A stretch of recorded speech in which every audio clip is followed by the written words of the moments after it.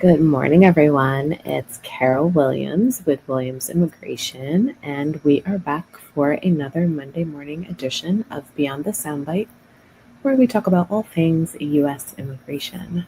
So, the very first thing I want to talk to you about this morning are international students.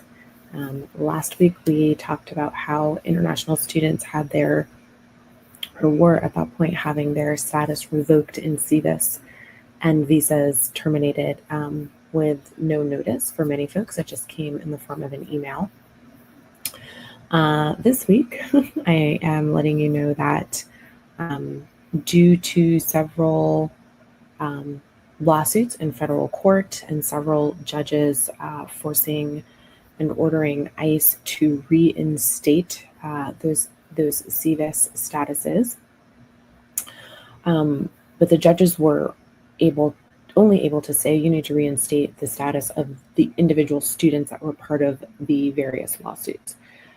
So now, presumably because there were so many lawsuits representing so many, quite a few students nationwide, ICE is going back on what they have done to the students, and they are reinstating students who they had previously, a week and some change ago, they are now reinstating those students back to their F1 status. So those should be sort of rolling into SEVIS. So if you are an impacted student that did not file as part of a lawsuit in federal court, I would urge you to call your DSO at your school and ask them to check SEVIS for you to make sure that you have been reinstated.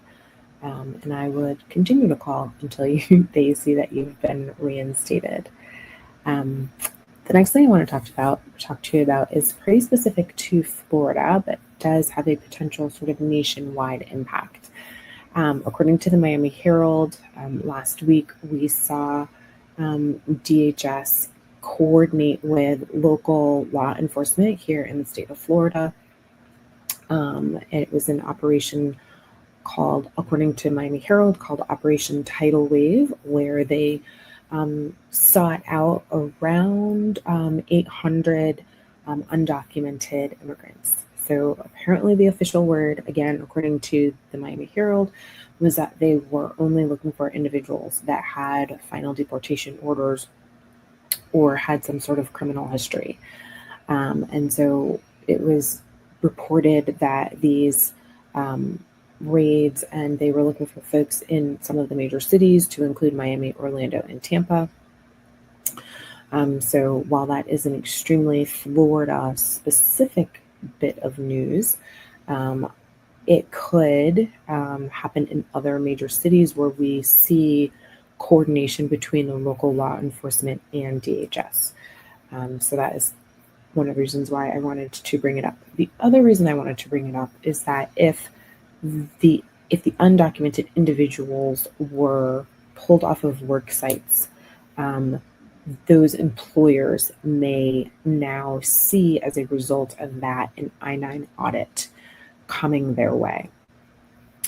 So wanted folks to be aware of that. And I do anticipate seeing an uptick, an increase in I-9 audits in general. But certainly if law enforcement has come onto your work site, come into your place of business, and arrested someone who is here undocumented, then the chances of getting an I-9 audit, I think, are greater. The next thing I want to talk to y'all about is the Real ID. So if you have flown in the past several years, you have seen these little signs in the airports, usually in the TSA area, the security area, that talks about Real ID. And every so often there's a deadline, and then if you fly shortly after that deadline, it's, hey, we've pushed out the deadline.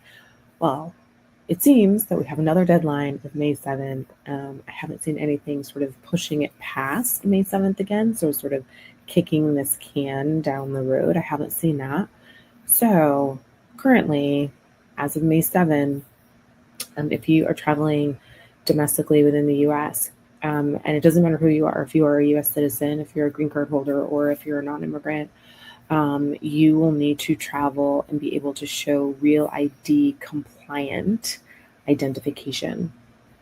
So whether you are showing your driver's license, whether you're showing your U.S. passport, whether you're showing your non-U.S. passport, whether you're showing a passport card. If you're in the U.S., we also have passport cards.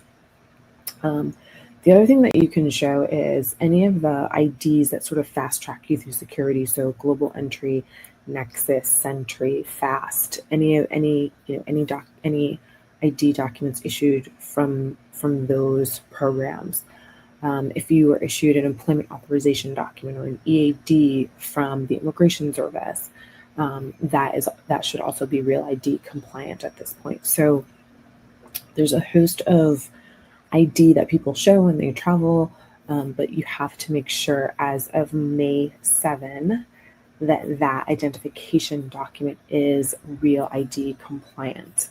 If it is not Real ID compliant and you get to the airport, you may see some delays in travel. So I would highly recommend that you double check to make sure that your identification that you normally use for travel is in fact Real ID compliant. If you are using a driver's license issued in the US, if you go on to that driver's license website, whether it's from whatever state, they should have examples of the Real ID compliant driver's license or the state issued ID and the non-compliant. So I checked that the other day for myself just to be sure. So just make sure that as of May 7, if you're traveling, that you have a Real ID compliant identification document with you. And the last thing I want to talk to you all about this morning is if you are applying for a non-immigrant visa overseas at a U.S. consulate, keep in mind that recently several consular posts have sort of changed their criteria for folks that no longer need an interview. So their interview waiver program criteria has changed. Some posts are looking at people that have their visas expired within the last 12 months, so 12 months prior to you applying for a new visa, and you are applying for a visa in the very same category. So if you had a visitor visa that expired and now you want to get an H-1B, and I choose that because we're in the middle of H-1B cap season, that for some consulates will not allow you to be interview exempt. If you are, let's say, around the time now that you are thinking about extending your H-1B status, so your last visa to expire will be an H, you're applying for another H visa, you may qualify to be interview exempt. So just keep that in mind when you are thinking about the timing to fly home, and apply for a new visitor visa. So just keep that in mind, because some consulates will always take longer than others just based on volume and workload. But we're sort of coming off this period where many more people were eligible to not have an interview. So those folks that are no longer eligible to waive the interview are now, obviously taking up those slots. So just keep that in mind, everyone. That's all I have for this Monday morning. Have a great rest of your Monday and a beautiful rest of your week, and I will see you again next week.